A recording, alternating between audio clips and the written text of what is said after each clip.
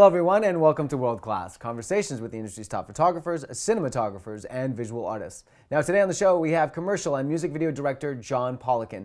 John has been making multiple award-winning music videos for nearly a decade, and that has launched him into having a very successful career as well as a commercial director. Now if you are looking to up your game when you're making your music videos, or you have aspirations in the commercial world, then this next hour is going to rock your world. I guarantee it. John unleashes some incredible insights, and I'm excited to get going. So without further ado, John joins us from his home in where else? Los Angeles. John, thank you so much for taking the time to join us. I know you've had a couple busy months and we've been playing a little bit of email tag to get this to happen, but I'm super psyched that this is happening. I'm a big fan of your work, and I think that our viewers are going to get so much from this conversation, and I'm really excited for them to see your process and all the amazing work that you've been doing. So thank you for making the time. And it's early in Los Angeles too, so you got up early for the occasion. I appreciate that. First thing I want to do is always find out about where you came from. You are Canadian, you're living in Los Angeles. So tell us a little bit about the start of your career, how you got into filmmaking, and sort of where it's taken you today. Yeah. So I grew up in Vancouver, in North Vancouver, and I was really like a skater kid growing up. It was the 90s, and I would steal my dad's like high-8 camera, and I was inspired by like Jackass, and I would go out with my friends and we would shoot like skate videos, but then there would be like some scenes where it would be very almost like just crazy scenes of my friends like dressing up in crazy outfits and like going into like a Safeway and causing a ruckus. And then we would go back and I would like take my VHS, like my VCR, and like line it up and basically like record from tape and like edit somehow. I was like just like figuring it out. I didn't really know what I was doing. And that was kind of the start of it, I guess, where I was just like, didn't really think about it as any sort of a career, but it was really just a fun thing to do with friends. And then I started getting also into like flash animation at the time was a really big thing. And I would design like games and short animated stories and put them on Newgrounds, which was like a big website. And that kind of led me down a path where I was like, oh, maybe I want to be an animator. And maybe it's graphic design really, or animation graphic design, which led me to university where I did a Bachelor of Fine Arts. I didn't go to film school. I did like a full BFA with the intention of being a graphic designer. And in my first year, I took a class that was like intro to cinematography. And it was very kind of like bare bones, but the teacher, really kind of pushed me and I guess saw something in my work, and I kind of excelled in that. And that was really, I guess, like the starting into the idea of like, oh, film, like that's a real thing that I could do. And that shifted my interest in my BFA to more of like taking film classes where they were accessible. And from there, when I graduated, I really just like started kind of like a lot of other people do, where I just cold called like every production in Vancouver and just tried to get on set. And I was just like, I'll be a PA, I'll be whatever. And I got a lot of odd jobs. Like I PA'd on tons of like TV shows and big Hollywood movies, but like the worst job where I would just be guarding a parking lot for like a 14-hour shift and just like hating it. But that did kind of get me some set time. And I also realized at that point, I was like, you know what, I don't think I want to be like in crew. I'm like, if I'm going to be in film, I want to be directing. So at that point, I had kind of crossed paths with a couple other guys that had similar ambitions. And we started a company and started directing like really small music videos with whatever budget we could get. And the first video I did with them was for a band called Hey Ocean. They're from Vancouver. I think they gave us like $6,000 to do 3 videos, and we each were directing one.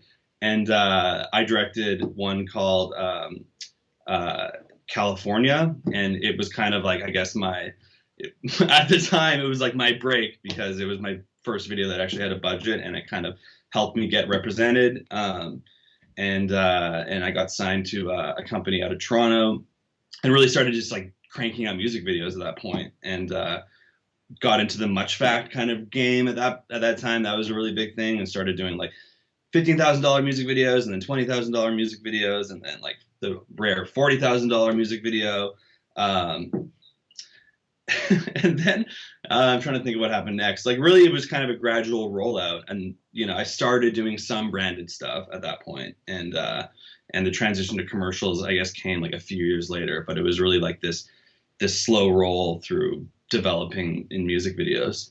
And so, what was it specifically about music videos? Like at that point, you could have, chosen to go into documentaries. You could have chosen narrative work. A variety of things that young people getting into film are choosing.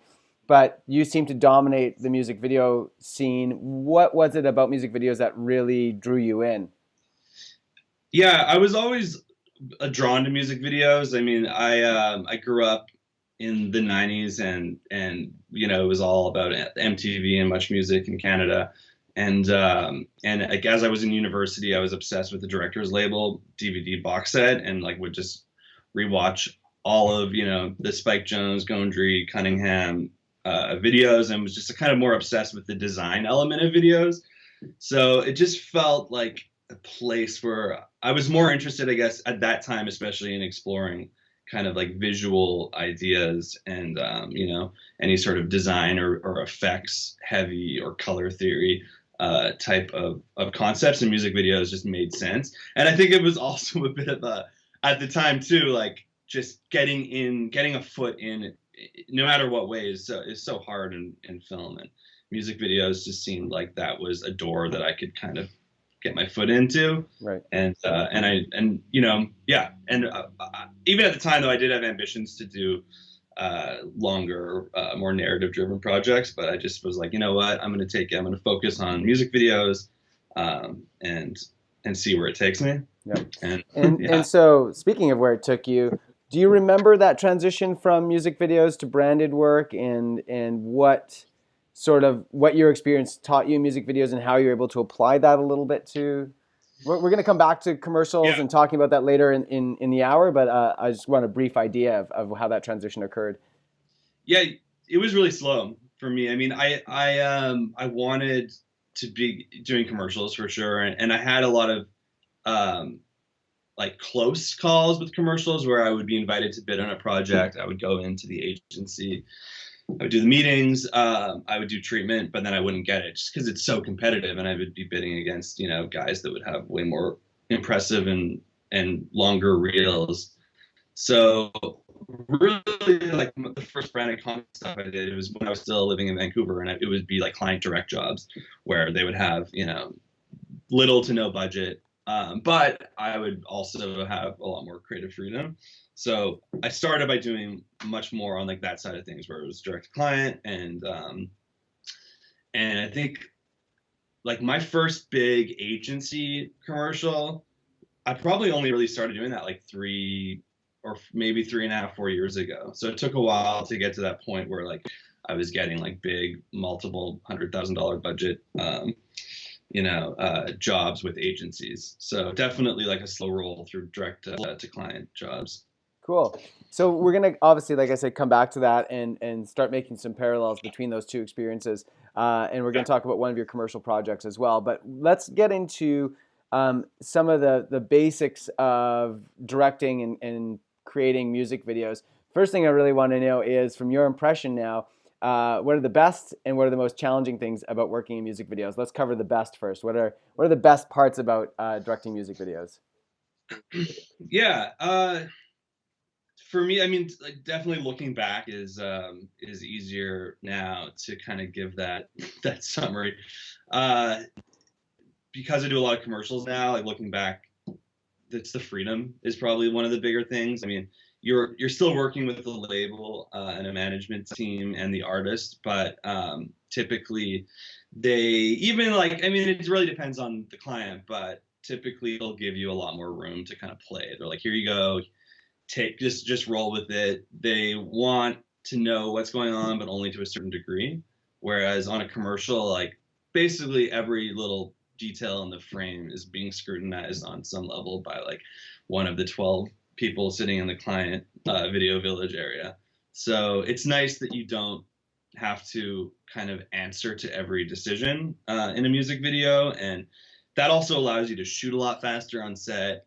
In some ways, like some of my favorite stuff has been through music videos, just because I feel like it has come more from like my creative expression, rather than kind of taking an agency's concept and trying to put a bit of my stamp on it, but then also balancing with their requests. So that's a huge thing for music videos. And definitely looking back, like I miss when I was doing a lot of music videos in that regard, that I was able to really kind of shape the projects a bit more.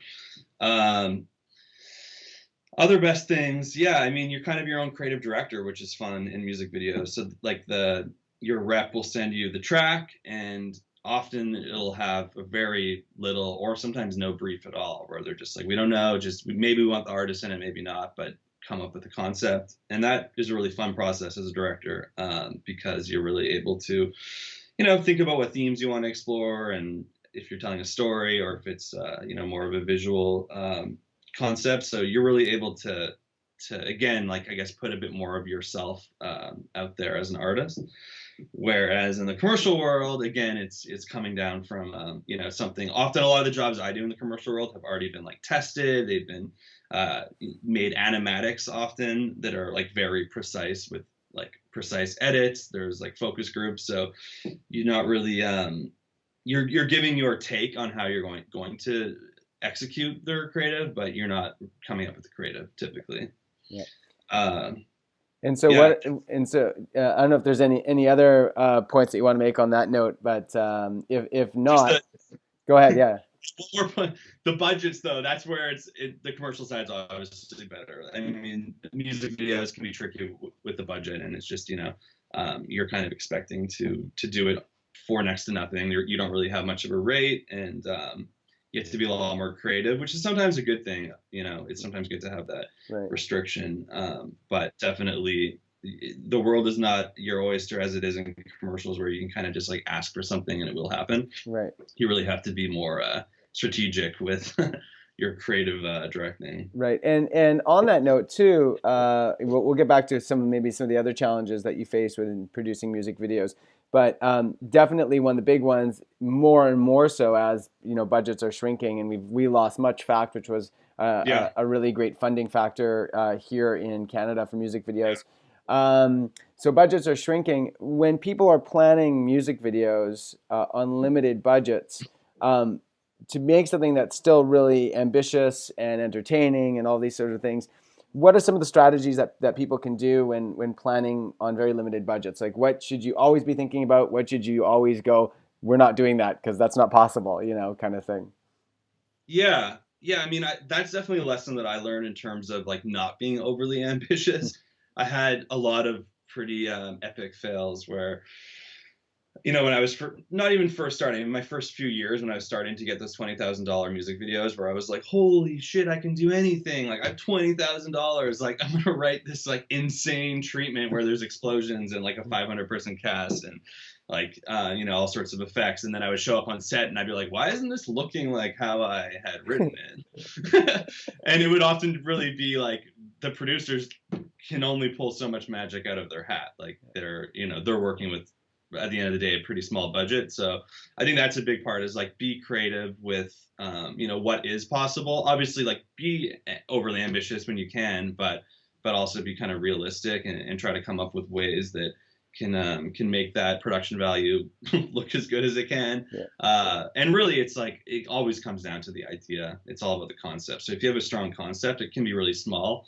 It's all about just like moving people, getting either an emotional reaction or just like creating some sort of a visual treatment that's unique and eye-catching. So, and I find that when working with smaller budgets, there are some things that you can kind of get away with. Like, for example, you can often find a DP who is willing, who owns a camera package or a whole, maybe a whole trailer, like a whole 1-ton grip truck or whatever. And they can say, hey, you know what? This is a great project. I'll do it for my reel. I'll bring all my stuff. I'll volunteer. And then, the budget gets moved to sort of hard cost. And then there's things that are somewhat immovable, like you've got to feed people, and that's just a fixed cost. Production value, obviously, like art department. Yeah. things like sets and costumes and all those sort of things. So have you been able to isolate when you look at a budget number to say, in a creative, you're like, okay, these are the things where I know we have to, our money has to go to this, and are you tailoring what you think the production design is going to be? Are you scaling back things like production design because you know that those are fixed costs you can't get away with or get away from? Where are your decisions creatively mixed with the practicality? How does that happen? Yeah. I mean, for me, usually, like, I try not to overly think about that. It depends. When I'm concepting a music video, I like to just like let the music take over and just find that creativity without necessarily thinking so much about budget. Once I have an idea, that at that point I'll work with my line producer and really get their take on, like, is this possible? Where can we change things? Where can we trim?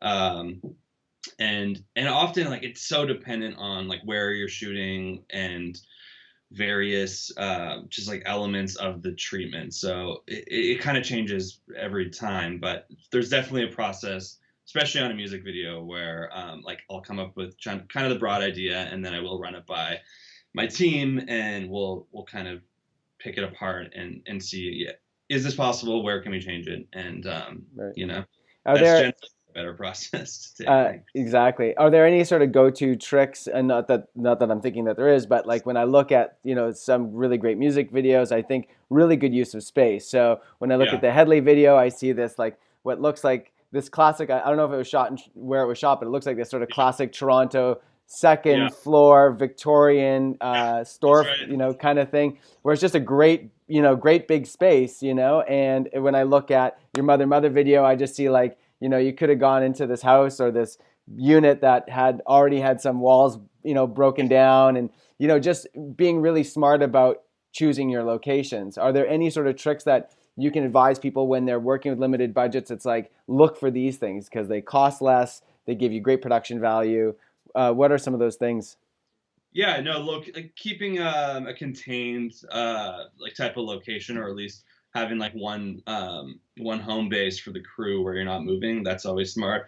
That is true. Like, good catch. That, yeah, like a bunch of my videos that in some ways like feel pretty big because there is a lot of going on, a lot of cast. Like, those were all pretty much shot in small locations. The mother video is like it was in a dentist office that was being renovated, and we had scouted. It was funny because like my creative pitch for that, I was like, let's pretend like, let's go back to the factory, like the Andy Warhol, the factory. Like, let's kind of create that vibe. Like, where can we do it? So of course we were looking in like warehouse spaces, like artist live workspaces, and we just couldn't find a place that like really would work for what I wanted to do. And then I think the location we had right before we shot ended up falling through, and we had like a day or 2 days before we were shooting, and we found that like dentist office in renovation, and I think it was like the producer's friend's dentist, or it was some sort of weird connection like that. But but yeah, so that type of thing where I think location, that's something that can completely destroy a low budget. Like, if you have one day to shoot something and you're trying to put in like a full move, that's generally going to kill several hours. I think like being smart with casting, like I generally will cast a bunch of real people in music videos because they're cheaper, as well as like sometimes it's just you get a better, more like authentic vibe. And then I'll often throw in some like fashion models too, depending on the project. Yeah. So yeah, I think it's being like smart about your elements and not spending too much on any particular thing, and just being Yeah. being creative where Awesome. possible. One of the Yeah. other things that you said to me in the email, which I found really surprising, was that as a lot of people know, when you're pitching commercial work, generally the agency is choosing between 3 to 5 directors, Yeah. and that's about it. But you said that when you're pitching music videos, you are pitching against up to 30 different directors. Yeah. That's pretty astonishing. It's astonishing that the agent, that the company asking for that is going to go through 30 different pitches. They have the time, Right. but Yeah. but when you are doing that, and you're thinking, okay, it's me and 29 other blokes, right, or women or whatever. Yeah. How do you write a pitch that you think stands out? How do you compete in that arena? Yeah, I mean that is one thing that I find is really tricky about music videos, especially now that I'm in the States and I'm bidding on some pretty like large kind of international artists. It's it's hard, man. Like there's just so many, like you don't even know how far the treatment's going, because I think that often there's like somebody at the label or the management team that's doing the initial review, and then they're probably pushing through like 3 or 5 to the artist. So really it's just like I think imagery is a big thing with treatments nowadays. When I started doing music videos, like my music videos were basically like a Word doc with like one image plopped in. But now my music video treatments are like full on. They look like commercial treatments. Like they're full images, like done in InDesign with, you know, all sorts of graphic layouts and like breaking it down into sections. And they're a lot more intricate than they used to be. And I think that that's just like now the reality, even in the music video game, is that like you need it to be really eye catching. So, for those who aren't aware, the first time I've ever actually had a technical glitch where we lost the feed, and we're back. We're back now. Yeah, back. So let's. I think you did a pretty good job of answering the question right before we lost you. So I think it's a good time to go into sort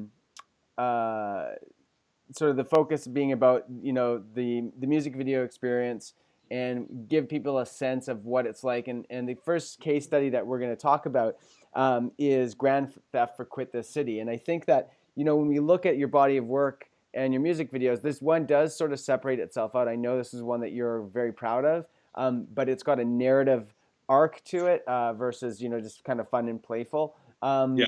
So one of the things when I look at this and I look at all of your music videos, I wondered the same thing. How much of this was storyboarded ahead of time? How much of these shots were very specific?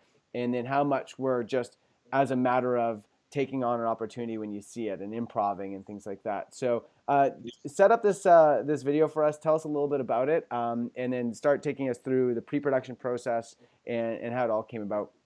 Yeah. Yeah, this was a much fact. It would have we shot in Barcelona, and that would have never happened on a much fact. But I happened to be in Barcelona shooting a French pop video for this like huge French artist, and that video has like 30 million hits. I think she won The Voice in France. So I was over there, and I called my EP. I was like, "Listen, I'm going to be in Barcelona. I want to shoot the short film music video for Grand Theft while I'm there. Like, let's just piggyback, and you don't have to pay for my travel or my accommodation. Let's just do it." So that was how I was even able to like get it shot in a in an exotic location, if you want to call Barcelona exotic. And that was really just like a fluke, to be honest. So I was really happy about that. I mean, the the production process on that was also like quite different than most of my other videos, because it was for a DJ. There wasn't any sort of performance. The artist wasn't even on set. The label wasn't on set. And it was just really refreshing, because I just like days before shot this completely other side of the spectrum video for this pop singer where there was like 20 people from the label on set. And again, it was like every detail needed to be kind of pre-decided with them, and like a group discussion and all these painful things that can sometimes hurt the creative process. So the Grand Theft video is just like this really awesome beacon of like creative freedom. And I think that's why I'm still quite proud of it, and why I'm just like happy that that it happened. But yeah, in terms of like, to answer your question about storyboarding and what type of planning went into it, I sent you the shot list. Like, I hadn't looked back at the shot list in a while, but I was pretty surprised at how close we ended up with a lot of the shots. It wasn't storyboarded, but it was like pretty well defined in terms of like what exactly I wanted to capture. And yeah, it was a 2-day shoot. It was super run and gun. Like, we had a pretty small crew, and we had a lot to shoot. So it wasn't one of those scenarios, again, like it wasn't a commercial or a more of a label driven music video where we were really like scrutinizing every shot. I was going more for a bit more like realism and in the moment. And I think that played well in the final result of the video. And yeah, I think that's why that particular video to me, even though it isn't like the rest of a lot of my work. I had a great time with it because it just feels more natural and more real. And I know in that particular case, you were working, obviously it seems like looking at the credits at the end that your entire cast and your entire crew, at least in the camera department, were all Spaniards. And so, people with English is possibly they're not their first language. Yeah. Did that create any challenges, or was it all pretty copacetic? What was that like? Uh, to be honest, that crew was so great. I mean, they all spoke English pretty well in terms of like the main department heads and the cast. So it was just nice to, I think, in a way, like that was one of my first travel jobs. I've done so many since then, but that was definitely one of my first ones where I was still like getting used to kind of working with people, with different cultural taste, and the cinematographer on that project, he's got a really really beautiful reel, and it was a lot different than, I guess, more of the look of what was going on in Toronto specifically at that time. I was working with a lot of Toronto DPs, so I think like there was something really refreshing and like inspiring about the fact that I was working with kind of more of a team from a different country, and I think that helped get me somewhere probably where I wouldn't have experimented otherwise. So what I think a lot of people are curious about, especially if people haven't done a lot of music videos, or they've done them at a certain level and they're looking at this, which has a little bit more of a budget to it. How are you able to take that initial? So you're listening to the song, you get the creative in your mind. How are you able to sort of? I mean, we talked a little bit about this, and you work with the executive producer, the line producer, to Yeah. talk about budget and what's available. But presumably, I think a lot of times when you're listening to the song and you're considering the creative, you already know what the budget is kind of going to be, and that's going to restrict, some thoughts more than others. You're like, I'm not even going to go down that road because like that's impossible. Yeah. How did this creative come about? How did was this an idea that had already been sitting with you for some time and you matched it up with the project, or did it come when you were thinking of the song or listening to the song?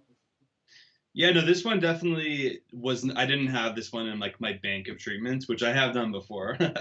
But no, this one came when I was listening to the track, and I'm friends with Grand Theft, the DJ, so we always wanted to work together. I think I had done some like photo shoots with him in the past, and he sent me the track personally and was just like, I just want you to roll with it, and that was such a beautiful thing. I was like, oh my God, this is one of the first times where it's kind of just like, here's the song, go make something.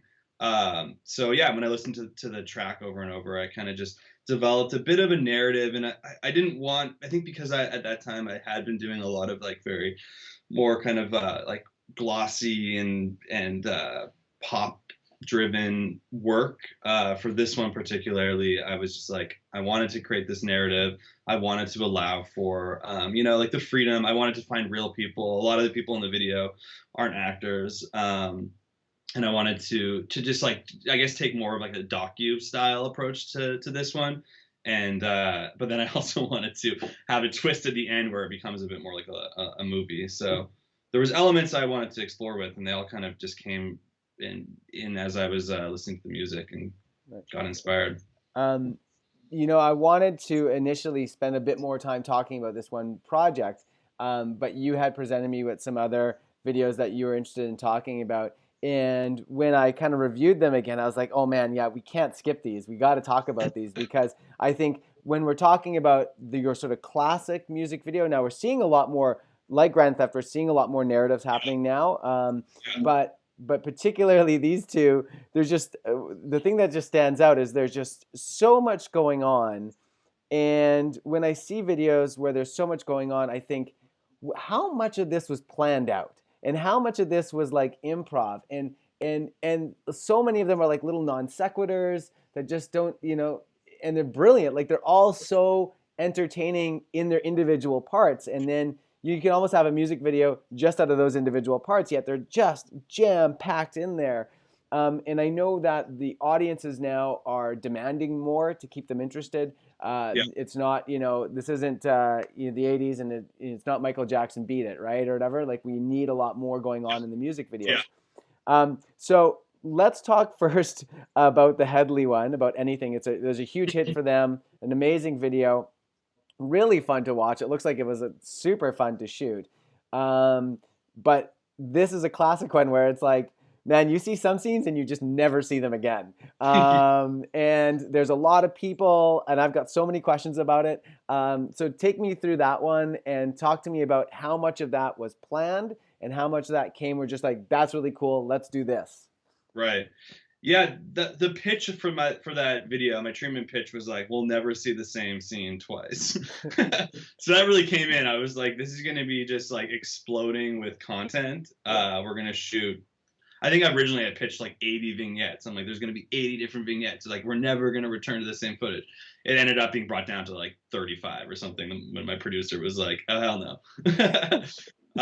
But yeah, no, that was really meticulously, at least like the vignettes were really meticulously planned. I don't think there was a single one that was improvised. Like I presented, like, I think I ended up presenting like 60 to 80 to the label and to Jake, the singer. He was really involved on the creative on that. And then I think, yeah, we had been given like a specific number by the producer, being like 35 or whatever it was. And so we whittled it down. And yeah, so each one of those vignettes was like an approved, like there had been a conference call where we were talking about which ones we're going to make it in. And to the credit of the AD on that, Alex Walty, it was us just like, he put together the most insane schedule and somehow it worked. And looking at it now, like when commercial producers see that video, they're just like, how did you pull this off? And it was a day and a half, I think, like, and there was a full move because we went to the pool location. Yeah. And I still don't really know. I'm like, yeah, we shot a lot of content within that amount of time. Like that, if that was a commercial shoot, that would have been like a 7-day shoot. Yeah, it's super remarkable. How many of those people were not paid, but professional talent, and how many of those people were just regular old folk? Yeah, there was the girls walking around, like the troupe of models. Those were all models that we hired. And that was, I think that they were the main, and there was dancers too. I guess we hired from like a few different pockets of talent. So we had like a dance troupe involved. We had the models. We had like some kid dancers, but a lot of the other people were typically like friend and family casting. Like the producer was just getting really creative. A lot of those were his friends or like fans of the band. I think that there was some sort of maybe like a Facebook contest or something that they did to get bodies there. Right. But yeah, I don't think a lot of the people were paid. I'm pretty sure there was a lot of like volunteering for the spirit of the music video. I have two more specific questions about this video, and then we'll move on. One is when you're coming up with 80 different vignettes, what is your inspiration process when you're sitting down pen and paper to come up with 80? And where are you getting your inspiration from? Like, how are you pulling this many different concepts out? Like, it just must seem so laborious. Yeah, it was a fun process. Part of it was through like inspiration from print. Like I have a lot of like fashion books and art books. I would go through and be like, oh, that's an interesting element. Let's play with that.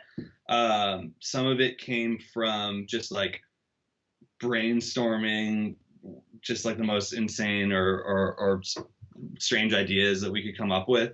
And then a third part of it, Jake, the lead singer, and I, early in pre-production, we went to a prop house. Or we went to like 3 prop houses in Toronto, and we just like looked for crazy things, and we were like, that would be cool. And our producer just like rolling his eyes, like, these guys are crazy. So a bunch of concepts or vignette concepts also just kind of came from like what was actually accessible, within the means and within the props that we could get. That's a great idea. You know what? I never thought of doing that before, of actually going to a prop house just to pay them a visit and just trolling the aisles, right? And be like, that's all, That I think that is one of the big nuggets of this conversation. The second one I want to talk about is a little bit more controversial, and I think in light of what's happening right now in the industry and in Hollywood, I think it's worth talking about. One of the things that we know that makes music videos and commercials really appealing because of the audience is beautiful women doing sexy things. And, I think that's, from time immemorial, that is always going to be something that is going to Yeah. draw viewers. And this is something, as males that we're drawn to naturally. And we want to put in our videos. Female models are in much more demand than male models are. And when presenting concepts like this, two things come to mind. One is, when you present a concept that has a lot of sexual overtones with a lot of female models or female talent, how do you present that to the agency and to the client in a way that is exciting to them but is respectful, that doesn't seem like you're just some creeper who just wants women making out on camera? How are you presenting that to the client and to the agency? And then also, when you're on set, how are you, we talked a little bit offline on email about just being a really good person and, treating everybody on set with a lot of respect and being kind. How are you able to go, okay, girls, be sexy, but then also like be really respectful and like all this sort of thing? So how are you navigating those two environments?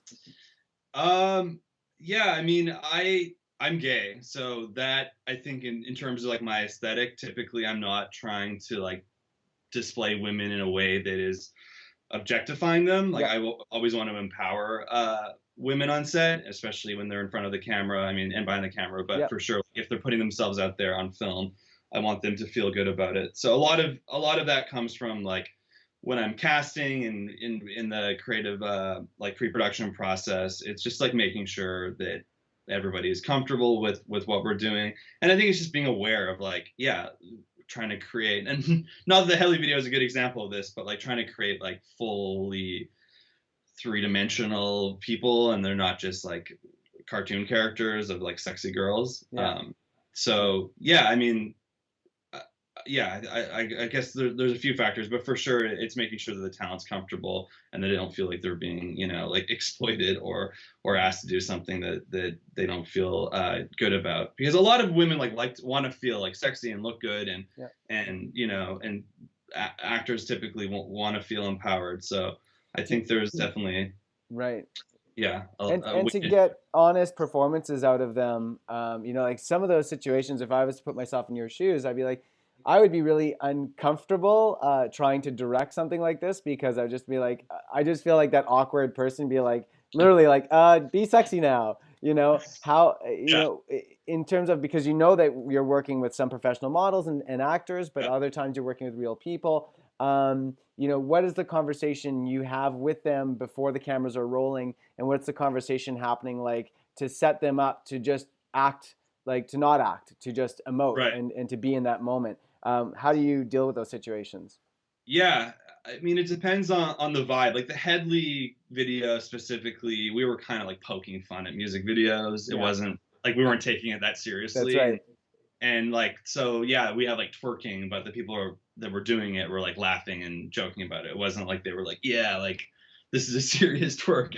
And same with the models. Like we were kind of poking fun at like high fashion and, the whole idea of like music videos and the portrayal of women. So like, I think it's just the vibe and getting people like in tune with the creative point of view that we're putting out there.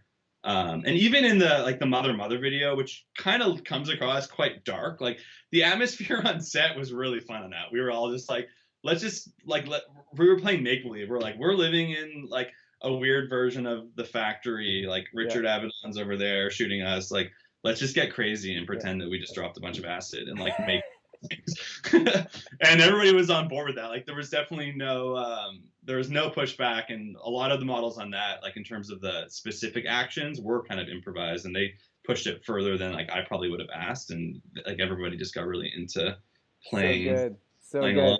I'd love to dive deep into that one. I encourage people to check that one out, to go see the Mother music video, which is Get Out of the Way, which also was shot by DP Oliver Miller, who we had already on the show, who's now moved to New York and is doing some amazing stuff in the US. So definitely check that music video out. It's awesome. I want to get into your commercial work, and then we'll just kind of close it up. I know time is running out with us here. So the video, the commercial spot that we talked about offline that we really thought would be great to discuss is for Swell. which is a bottle maker. And why don't you take us through? It's an amazing concept. I actually don't know how much of that is VFX and how much of that is real. It's really well done. Take us through the concept and the production of that. Yeah, that was one of my like larger budget client direct video or commercials. So to me, that's in a way like also kind of why it stands out, because we had a budget, which was awesome, but there wasn't a traditional like agency model where Right. everything was kind of, a lot of things were being decided outside of my control.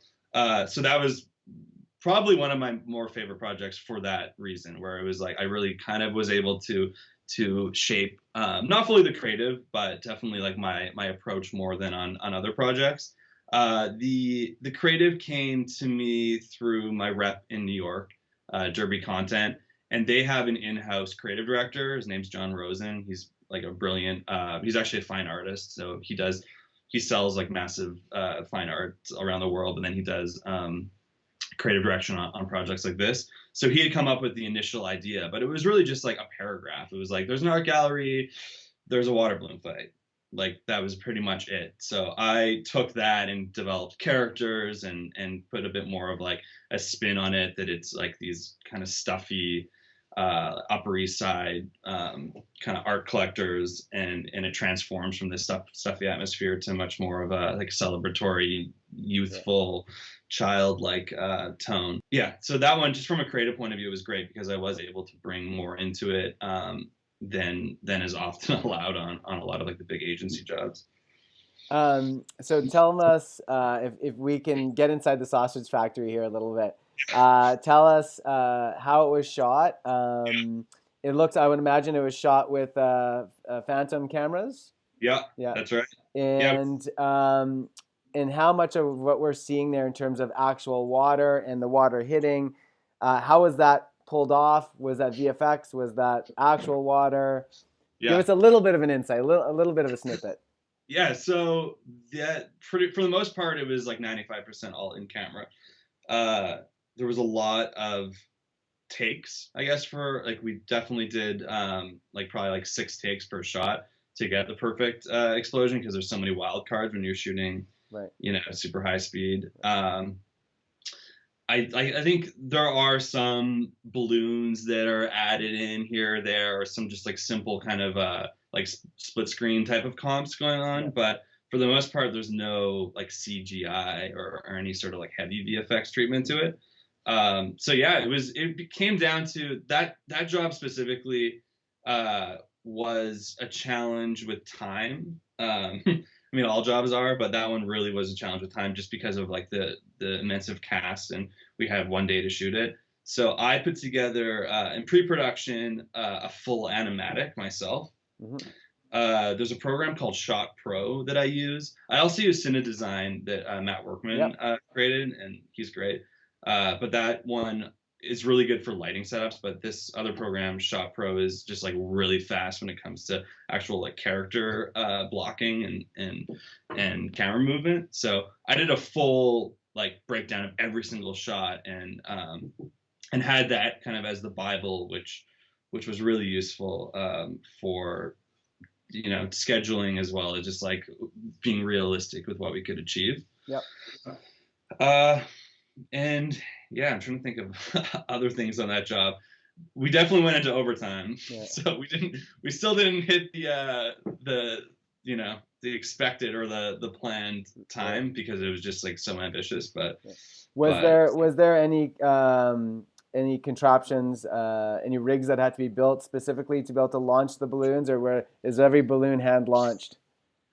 Yeah, I had wanted to have more rigs. That was definitely like in pre-production when we were talking with the art department. I was like, yeah, like let's come up with all sorts of crazy things. But it ended up literally just being like hands off, a lot of off-camera art guys just like throwing balloons in people's faces, and then just timing with the actual talent. The actual talent really were throwing balloons. So what we would do is we would roll like 3 or 4 rehearsals shooting the footage, where people would have like little bean bags or like Nerf balls. Yeah.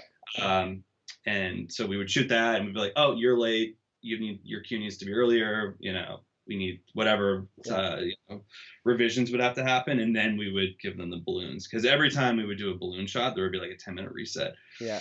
And then so clothes has to be re-dried out, hair and makeup all have to be redone. Oh yeah. Yeah, that's bonkers.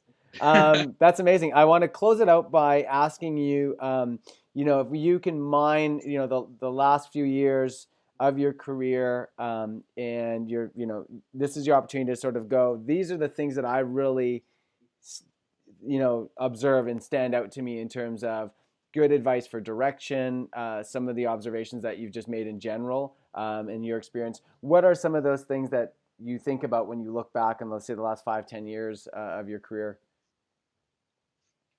Yeah, there's so many things. I think it's yeah, how do I even summarize?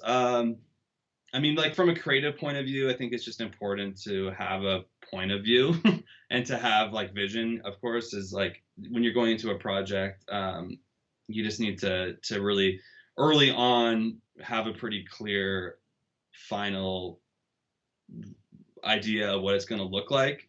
And of course, you need to be open to to changes, because a lot of directing is compromising, and it's being realistic, but also like it's important to have that that very clear kind of end game, because otherwise it can get muddled really quickly. So being smart about what compromises you're going to make, but still kind of keeping that initial tone, but then also being totally open to certain changes, sometimes being for the better. So I think that's a big lesson that everybody learns, I think, when they're directing, is trying to keep that original idea, but then also just being able to change as curveballs are thrown at you. Right. One of the things that I always reminded of is something that Martin Scorsese, or this quote is attributed to him, which he said, "You're as much defined by your failures as you are by your successes." And that can be slightly disparaging, because when you think of all your failures, you're like, oh, this is like what defines me. But what I think it is really encouraging to say that you are who you are, and you offer a very specific thing, and this is your taste, this is your style, and to sort of valiantly defend that and be proud of that. And that's going to mean that you're not going to get a lot of jobs, because people are looking for X and you offer Y. How much have you said in a lot of situations, whether it's commercial, music video, this is my creative, this is who I am, and how much have you said, I just need to like make this round thing fit into this square box for them just so I can make a living? Where's that balance for you? Yeah. So, I mean, I do a lot of international work, and those projects are the ones where usually I'm a bit more willing to give in to the pressure from the agency. When it's a creative that I am really inspired by, that's generally when I'll fight harder. Because it really is like, as a commercial director, you're being hired to basically like be the worker, like the construction worker for the architect, like you're on a lot of the heavily agency jobs really coming in to execute somebody else's like grand vision. But on the projects where the agency comes to you because of a very specific style and there is more freedom, like those are the ones where, at least speaking from my experience, those are the ones where I'm like a lot more intense about exactly how I want to execute it. So awesome. It depends on the project. Yeah. Dude, that's amazing. I could take this for another hour if you had the time. It's such an incredible conversation. Thank you so much for taking the time and joining us. I'm super excited to get this out into the world and for people to see this. Tons to be learned. Thanks so much, and best of luck to you. Thank you.